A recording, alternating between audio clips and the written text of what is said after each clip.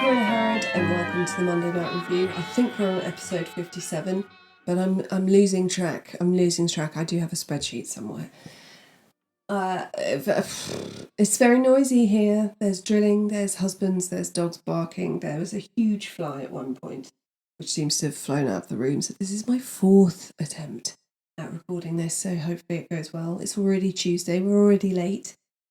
But it's only going to get more chaotic from here as the summer holidays roll in. We're back on the urban legends today with possibly, arguably, the most famous one, which has inspired TV shows, books, podcasts, films, most notably When a Stranger Calls, and Halloween, which I watched when I was a teenager and could not sleep in my room for about 5 weeks. I was on the floor of my parents' bedroom. Today we're going to be talking about The Babysitter. Sources I've used are the Wikipedia page for The Babysitter and the Man Upstairs, 5minutestospare.com, Reddit, obviously. There's a very good article by Marlena Smith Burris on Medium. There's lots to read about on this. But a young teen is babysitting for a local family. The parents have gone out for supper and the sitter has settled down to watch TV. After about 30 minutes, the telephone rings and a male voice says, "Go upstairs and check the children." The girl thinks this is some sort of weird prank by someone she knows, so she ignores it and carries on watching the telly. But the phone rings again and again, always with the same message: go upstairs and check the children. And she gets really freaked out. She decides she's going to call the police, and they say, "Don't worry, we'll trace the next call that comes in to this number." And so when the call comes in and says, "Go and check the children," or "Have you checked the children?" she hangs up. The police call back and tell her that she needs to leave the house immediately. She runs outside to where the police meet her to explain that the calls were coming from inside the house. They enter and go upstairs to the children's room, where they find a prowler who'd been calling her after killing the children to try and lure her to her doom. There are lots of different versions of this. Sometimes she goes upstairs and she meets her doom. It never seems to end that well for the children, unfortunately. And some versions are really expanded. So in one of them, when the man is taken from the house, he says to her, "I'll see you soon." Years later, the babysitter, now an adult with a family of her own, is going out for dinner with her husband while a babysitter looks after her kids. While they're eating, a waiter approaches the table and says, "There's a phone call for you." She answers the phone and hears, "Did you check the children?" And this ending is the most popular with version for the film, TV, book kind of thing. Obviously, it's got a cliffhanger. Anything can happen. Halloween 1 billion could happen with that kind of cliffhanger. Another more recent version has the babysitter settled in and watching television when the parents call to check how she is. She says everything's fine, but mentions that she's going to put a blanket over the clown statue as it's freaking her out. They say, "We don't have a clown statue." The phone goes dead. The clown statue is in fact a murderer who has been waiting to kill the babysitter.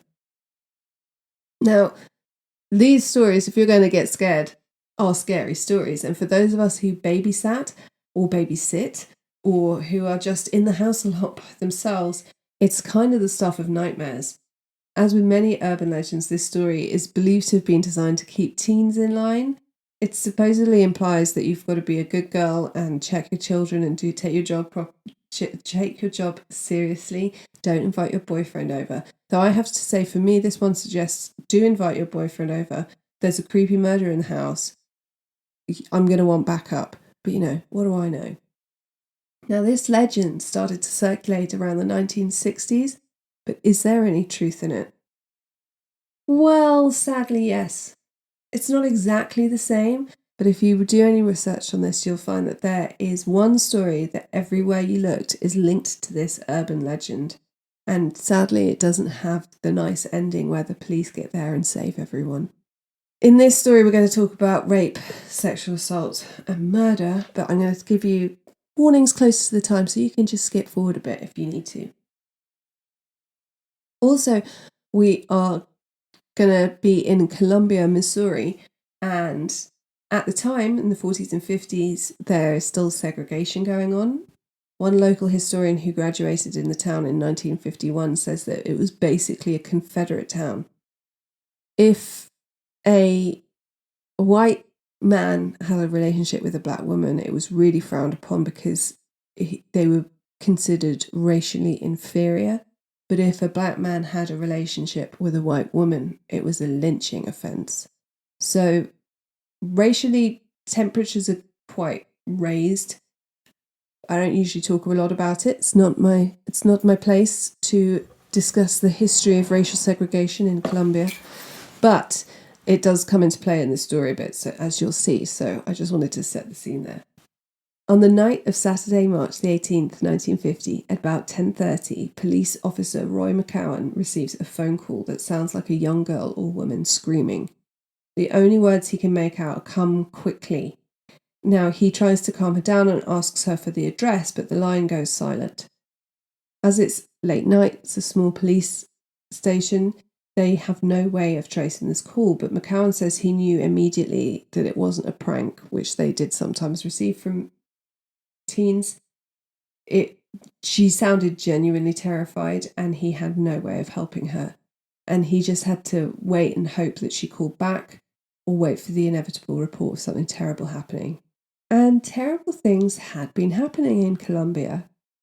On February the 6th, 1946, 4 years earlier, 20-year-old Mary Lou Jenkins was home alone while her father was working out of town and her mother was across the street caring for elderly neighbours.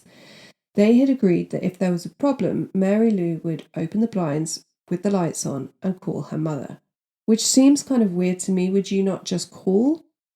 Why do the elaborate thing with the lights and the blinds? Unless, of course, Mary Lou was having trouble with someone who might pay her a visit. And when she called, she wouldn't be able to speak openly about what was going on. So the lights and the blinds were an indicator that there was a problem.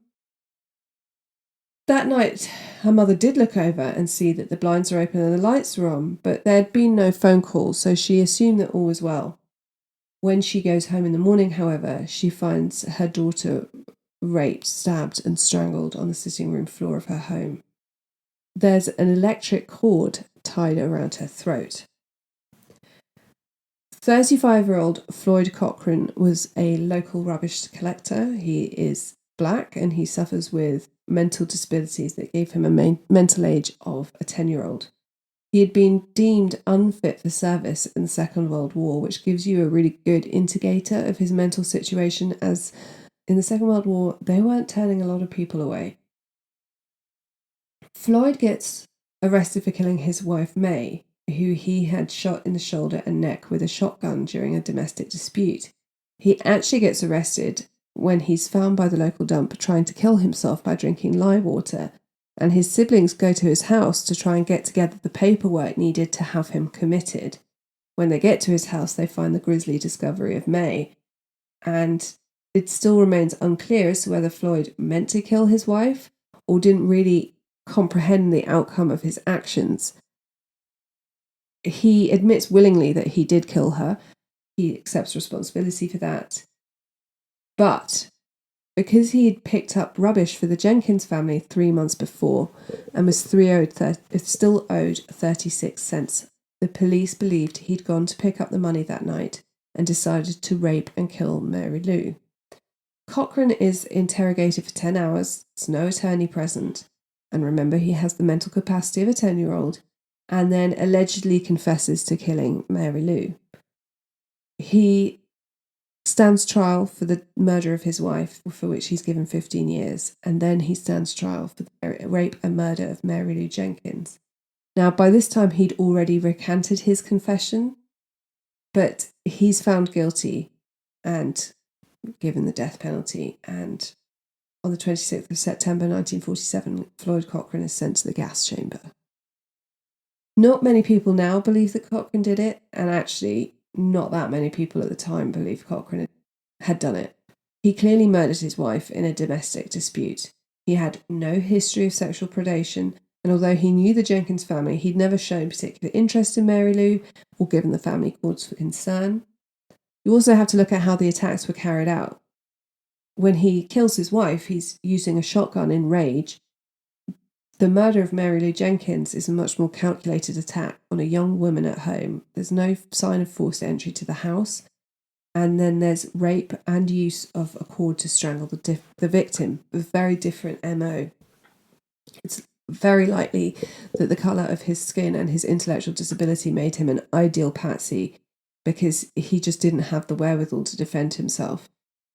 What would add to the uncomfortable feeling that her man had been killed unfairly was an incident that took place 4 blocks away 4 years later. We'll get to that. But before we do, a little warning, we are going to be talking about rape and sexual assault in the next section, so skip forward a bit if you need to. I'm going to try and make it as ungraphic as possible. After the horrible death of Mary Lou Jenkins, there were lots of reports of a peeping Tom in the area. I really hate the expression peeping Tom because it sounds so sort of innocent and playful, when really someone peering in through your windows is just horrendous no matter what the circumstances, and peeping is rarely enough. It usually escalates, as is the case here, because in the last months of 1949, sexual assaults start taking place. The first rape would happen a few days before Halloween.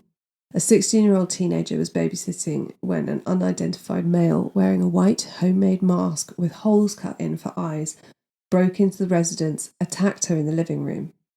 The following month, on November the 29th, 1949, 18-year-old student Sally Johnson became the next target. She lived 1 block away from the previous attack and was at home watching telly, falling asleep on the sofa, when a man breaks into the house. It's unclear how. Attempts to sexually assault her, but she manages to fight him off and scream, which sends him running.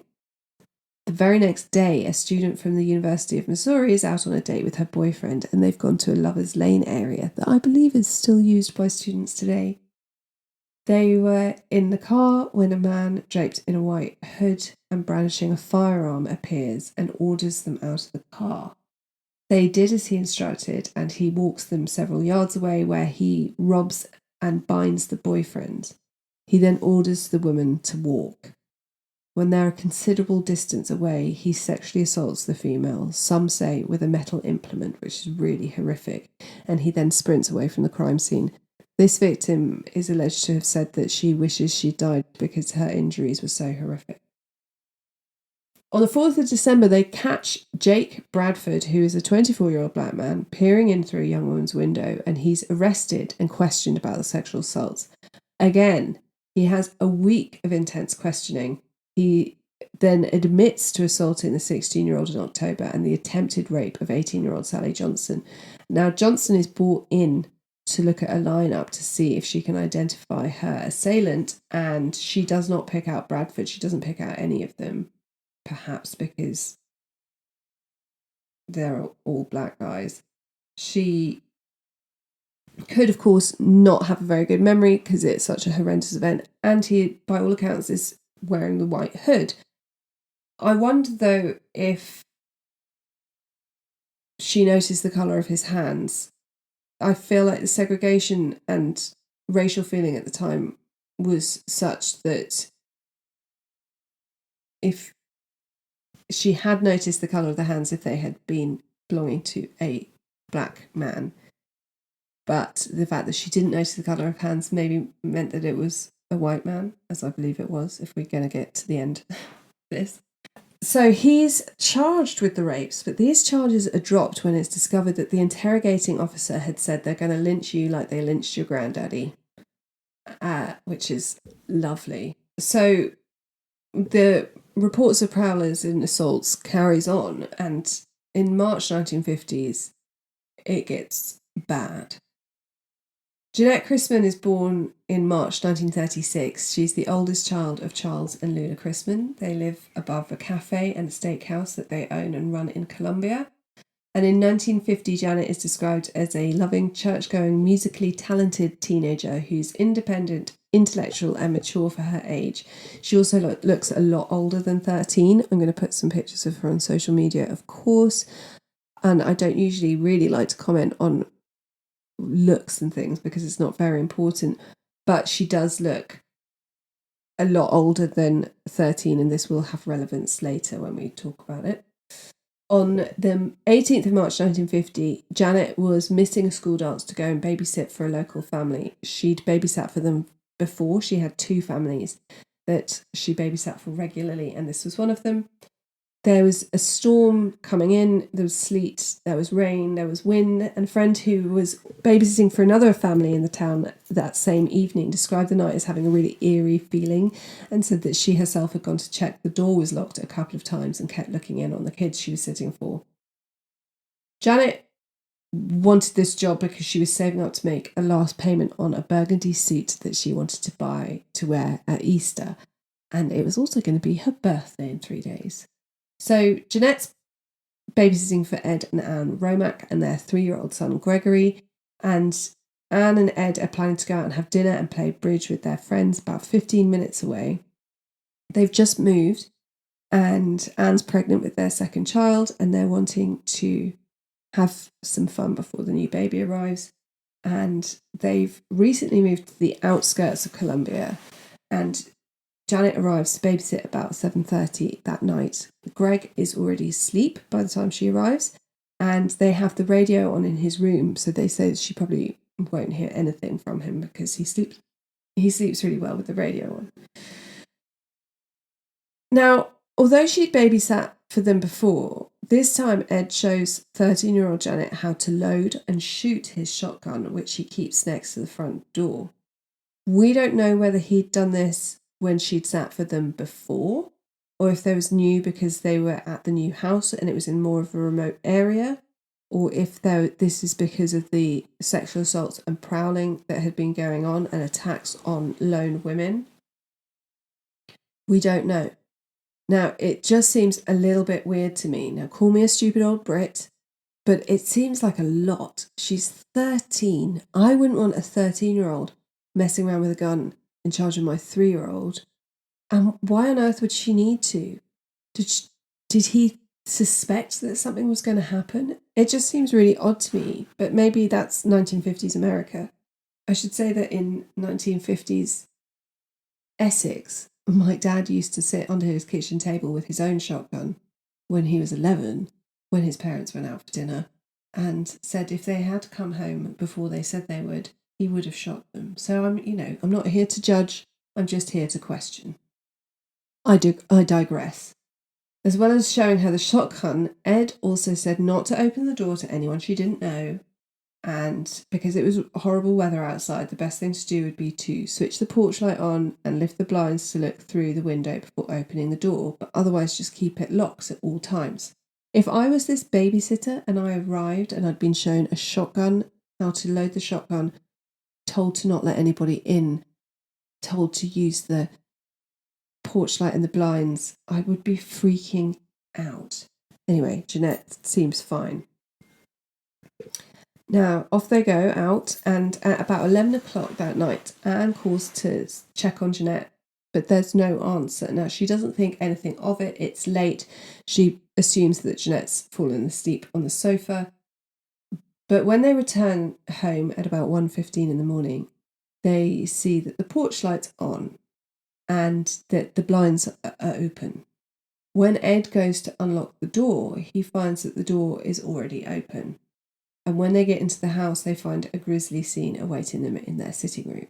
So this is a little bit graphic, so you may want to skip forward a bit. Janet is lying on the living room floor in a pool of blood. Her legs are splayed, her skirt is pushed up to around her waist with one shoe off and the other one barely on. She's clearly been viciously raped. She has blood all round her head, and it would turn out that her scalp has been pierced several times with something round. Her skull is caved in, and she has the cord from an electric iron that has been cut using scissors tied around her throat. Ed goes to call the police. Anne runs upstairs to check on the child, who's absolutely fine. Ed goes to call the police. The telephone is really close to the body, and he discovers that it's not properly on the hook. It was a call that the police officer was hoping that he wouldn't receive. could it be the young woman that he'd spoken to a few hours before? Police from the Boone County Sheriff's Department send men and dogs around immediately. There's blood throughout the downstairs of the house, showing that Janet had tried really hard to fight off her attacker. They were later find skin under her fingernails. The back door had been left open, and the dogs were able to track a scent for about a mile, and then they lose it. Police also find that a window has been broken in the living room, and they find adult male footprints by the window, and they believe that this is possibly how the killer had entered the house. Now, the problem with this case is that the Romacks have moved 100 yards outside the city limits, and so there would be a split between which police force believes they have jurisdiction. One group believe that the killer entered the house through the broken window. However, the blind is still down and undamaged. There's no creasing on it. There's no evidence that anyone's crawled through there. Now, if anyone had gone through there, it would have been disrupted a bit. There's also lots of glass on the floor, but any adult or anyone who'd climbed through that window would have had to slide across the top of the piano. And there's also no evidence of this. But with the porch light on and the blinds up and the door unlocked, it seems more unlikely that Janet let her killer in, which would mean it was someone she knew. Now, as I mentioned before, a real fuck up of this case is that because the house is outside the city limits, that two police departments have arguments about who's in charge. They don't share information. There's confusion about evidence and statements. They differ in opinion on how the attacker gains entry. And that would also mean it's the difference between someone attacking Janet who she knows and an evil bad man breaking in and coming in to attack this poor defenseless girl, which would fit more in with the racial bias of the town at the time. The majority of men taken in to be questioned were black, despite there being no evidence really to link them to the scene of the crime.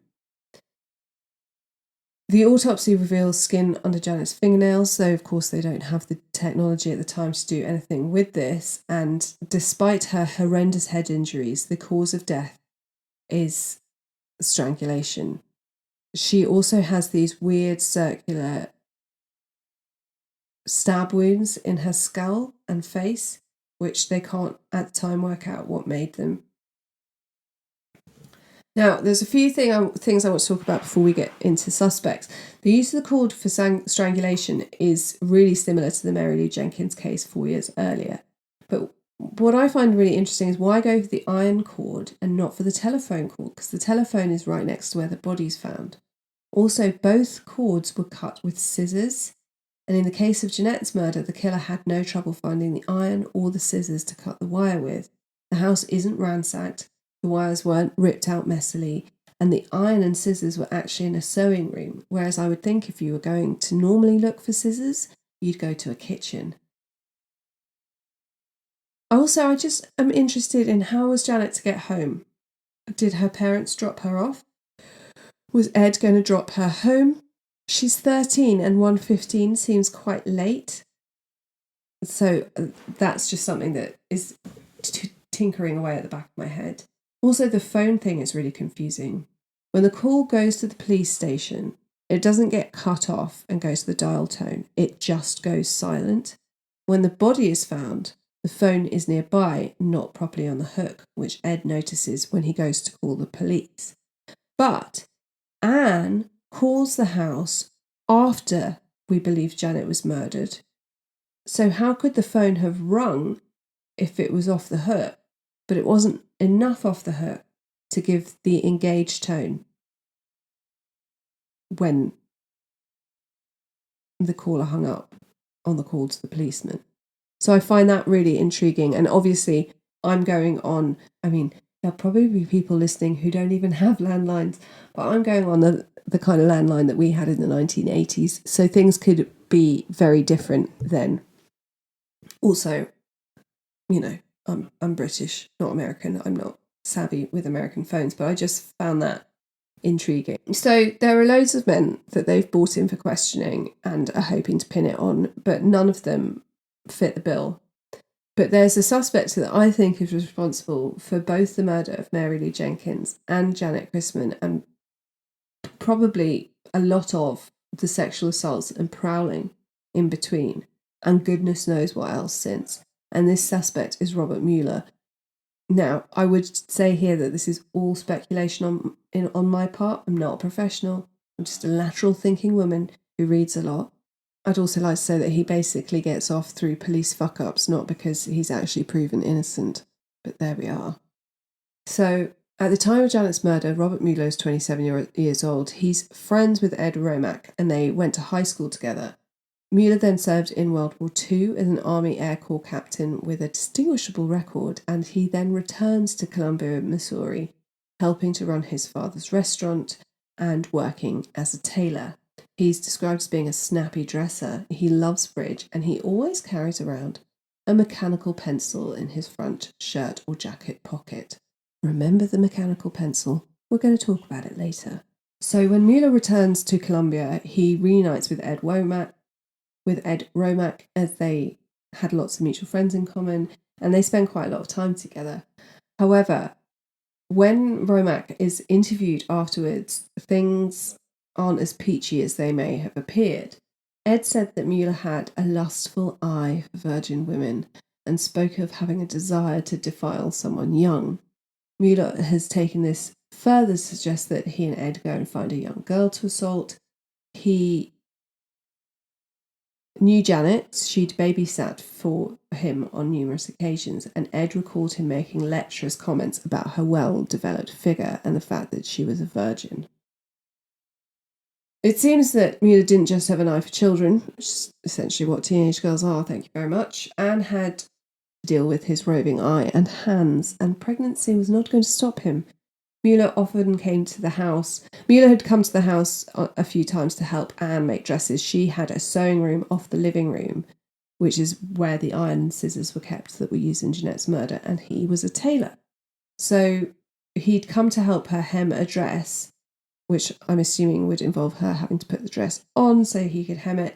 And much to her dismay, a couple of days before Jeanette's murder, he reportedly ran his hands down her dress over her baby bump before trying to grope her breasts. I find this particularly offensive as I remember my immediate reflex to slap people's hands when they touch my baby bumps. In a formal statement given to the police, Anne described Mueller as a man who doesn't use words, he uses hands. The morning of her death, Mueller contacted Janet to ask if she could babysit for his children that night, but she couldn't, as she already had plans to look after the Romack's son. So he did know where Janet was going to be and that she was going to be on her own, and he was also attending the party with the Romacks, so he knew where they were going to be too. But isn't that his alibi cleared up, I hear you cry? Well, no. Because weirdly, Mueller attended this dinner and bridge night with the Romacks and their friends, but at some point in the evening he excused himself, claiming he had to meet a doctor who was tending to his son. Mueller then disappeared for 2 hours before returning to the party. When the police questioned Mueller's doctor, they discovered he never went to that house that evening and the son was not ill. More sinister still, we hear from Ed Romack in his statement to the police that the morning after Janet's murder, he received a call from Mueller asking if they needed any help cleaning up the blood throughout the house. The crime had not yet been printed in the local newspaper, and as far as Romack knew, there was no way that Mueller could know about it. Ed also claimed that Mueller would later speak to him regarding the crime and begin hypothesizing on how he believed it had unfolded, claiming that breaking a window to climb into the home would have been too loud and noticeable. Instead, it would be much easier to knock on the door and say, "Ed sent me here to get poker chips." He also said, "Maybe I did it, I just wouldn't remember. I don't remember things sometimes." Mueller would know where the iron and the scissors were, though there's no sign of a frantic search. And as I said before, we didn't use the telephone cord, which I would think if you were looking for something, that would be the most obvious. Interestingly, the cord used to strangle Mary Lou Jenkins had also been cut, not ripped from the wall. Police believed that the strange and horrible stab wounds to Janet's head could have been made by something similar to a mechanical pencil. It fit the bill perfectly. It's also maintained that because Mueller is a tailor and he's also very keen in amateur dramatics and the theatre and often helped make costumes and clothing and masks, that he could have been wearing the white mask that had been worn by the perpetrator of the rapes and sexual attacks that had been happening in the area. Both murders, there was no sign of forced entry to the front door, which makes me believe, obviously we know that Jeanette knows Mueller. We don't know. There's nowhere I can find to see if Mary Lou knew him, whether she'd done something at the theatre, whether she'd been to his father's restaurant. So there's a hell of a lot of circumstantial evidence against Mueller, and who knows what would have happened if the police hadn't bungled it. But bungle it they did. In May 1915, law enforcement compiled all the evidence and went to Mueller's home to speak with him. So rather than following the basic guidelines of an arrest warrant and interview procedure, they didn't take him to custody. They took him to a farmhouse outside the city limits. They never read him his rights, and they interrogated him at length throughout the course of the night with no legal representation. Mueller was then taken to the state capital, Jefferson City, and given a polygraph test, which he passed. Now, we know now, and this is why polygraph tests are not used in court, is that they are fallible, especially if you are a sociopath. You can quite easily pass a polygraph. But at the time, it was new. They put a lot of faith in it, and therefore they let him go free. So there's still so much evidence that points in his direction that Judge Dinwiddie, who is possibly the best name ever, felt compelled to arrange a grand jury to investigate Mueller's case further.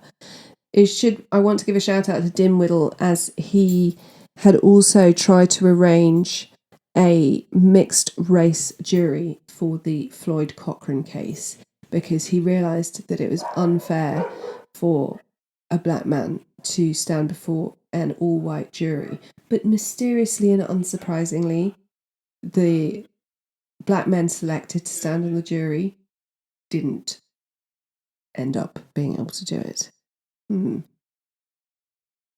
However, because Mueller hasn't been properly interviewed and the general all-round police incompetence, the jury don't indict him, and he actually ends up suing the police department, even though luckily he loses that.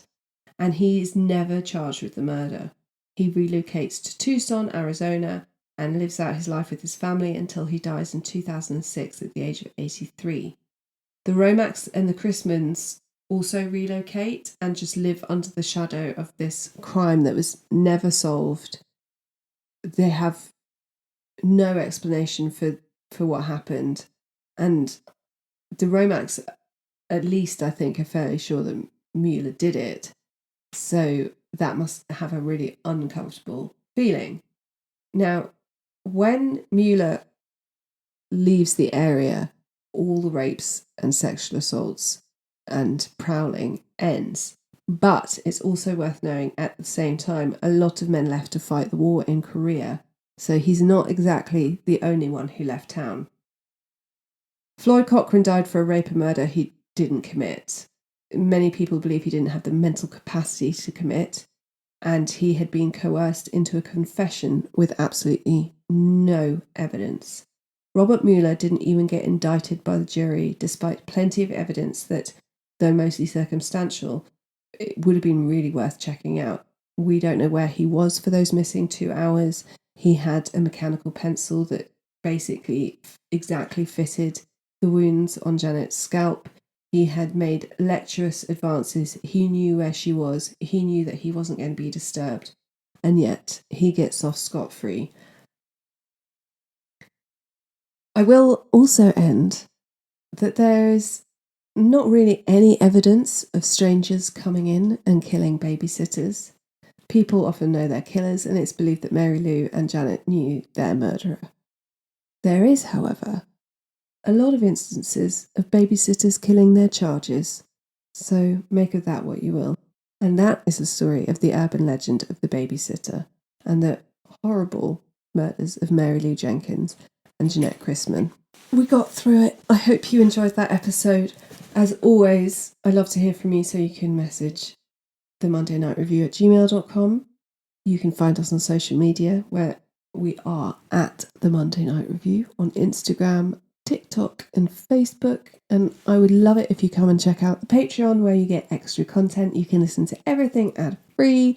You can message me and request mini-sodes and episodes and basically just support the podcast. You also get early access and 10% off all merch, which is coming soon. Until next week, be kind, stay safe, and always check the back seat before you drive.